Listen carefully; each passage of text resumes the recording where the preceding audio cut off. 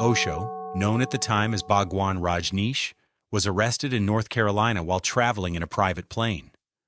There was no warrant, no court order, just an arrest. I cannot go to jail because I have not done anything. And if I go to jail, then America becomes Soviet Union. The official reason given was violating visa regulations. But in reality, Osho's rapidly growing influence had become a thorn in the side of American politicians, something they now felt they had to remove at any cost.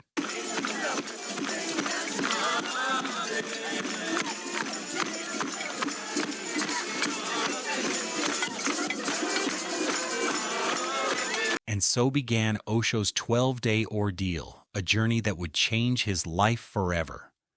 For 12 days, Osho was moved through 6 different prisons, where deliberate attempts were made to weaken him both physically and mentally. Prison officials knew he was allergic to cigarette smoke, yet in every prison, he was placed among heavy chain smokers. The air around him was thick with smoke, making his eyes water, his throat dry, and his breathing painfully difficult. To deprive him of sleep, 2 televisions near his cell were left blaring all night. Osho later said that prison officials were fully aware of his medical conditions, yet they seemed determined to worsen them. Wherever Osho was taken, the media would gather in large numbers. This meant prison authorities couldn't directly harm him in obvious ways, so they resorted to subtler methods. Osho was a strict vegetarian, yet he was repeatedly served meat, which he refused to touch. Other inmates were given milk and fruit, but these were denied to him. Some prisoners, recognizing who he was, were deeply moved by his condition. They would say, "They're treating you so cruelly. Please take my share of fruit and milk." Osho would smile, accepting small portions from them just to survive. In one prison, he was placed at midnight into a cell with a dying inmate suffering from a contagious disease. The man was so weak he could barely speak. The prison doctor, the warden, and marshals were all aware of the situation, yet no one objected. When the man saw Osho, his face briefly lit up before fading again. He scribbled something on a piece of paper and handed it to Osho. It read, "I've seen you on TV. I know they're trying to kill you. That's why they put you here. Stay away from me. Don't touch anything. Stand by the door and keep knocking until someone moves you to another cell. I'm dying, and I don't want you to catch my disease." Osho did exactly that. Eventually, a doctor and the warden arrived. Osho told the doctor, "You have forgotten your duty. Before becoming a doctor, you took an oath to save lives, not end them. If anything happens to me, do you think you will ever be able to sleep in peace?" The doctor was stunned and said, "Forgive me, I was helpless. I only followed orders from above." Then, taking a personal risk, he moved Osho to another cell. In another prison, officials pressured Osho to adopt a false name for all prison records. He knew this was a trap. Once he was under a fake identity, they could easily make him disappear. He refused. Meanwhile, his health continued to deteriorate. Prison staff tried to force him to take pills. When he refused, they threatened injections. Osho was convinced these were meant to harm him, not heal him. So he pretended to take the tablets but secretly threw them away. In one instance, a jailer came to see him, and Osho told him with a calm smile, "You can imprison my body, but not me. You can never reach where I truly am, because to get there, you need freedom. Not mine, yours."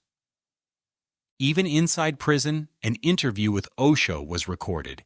In it, he declared from his cell, "I am a fighter. I am a fighter, and when there is fight, I am the last to fly from it.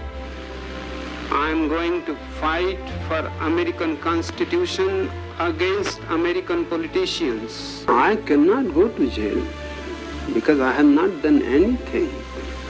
And if I go to jail, then America becomes Soviet Union. For 12 days, every possible attempt was made to break him. He mostly remained silent, observing. He had realized there was no one there willing to carry the weight of truth, no one for whom truth was the highest value. Even some of his closest disciples betrayed him, secretly engaging in illegal acts for personal gain, acts that went against everything Osho stood for. Osho's position weakened. The fight had become hollow, a battle that could either be lost or dragged on endlessly. In both cases, it meant staying in an American prison. Meanwhile, the U.S. government, facing growing public criticism, became desperate to justify his arrest. Osho's lawyers told him they were now receiving threats. If we drag this out any longer, it could become dangerous for us and our families. The lawyers said, if you just plead guilty to 2 minor offenses, you'll be allowed to leave immediately. The case will be over. It was the only way out without facing a long trial and more prison abuse. Finally, Osho was brought to court. He was fined $500,000 and banned from entering the United States for 10 years. He was ordered to leave immediately. From the courthouse, Warrant y Mier de Mortis, Osho was taken straight to the airport and put on a flight to India.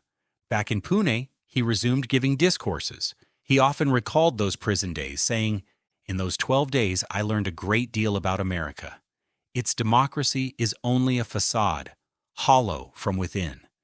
The U.S. government not only deceives the world, it deceives its own people. In every major prison I was held in, almost all the inmates were black, not a single white prisoner. I ask, are crimes committed only by black people? Are white people suddenly pure? The prisoners treated me more humanely than the authorities did. When I asked the officials for soap, a comb, or a toothbrush, they made excuses. The inmates gave them to me immediately, saying, 'We don't know why they're treating you this way.'" He worried about those prisoners. If this is how they treat someone the whole world is watching, what happens to prisoners no one knows about? Will they ever see justice?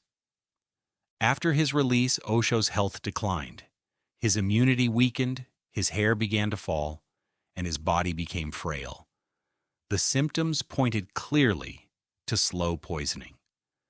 Despite all his efforts, the U.S. government's agenda succeeded. Just 4 years later, in 1990, Osho died at the age of 58, under mysterious circumstances that remain an unsolved mystery to this day. And that is a story we'll explore in our next video. Make sure to subscribe so you don't miss it.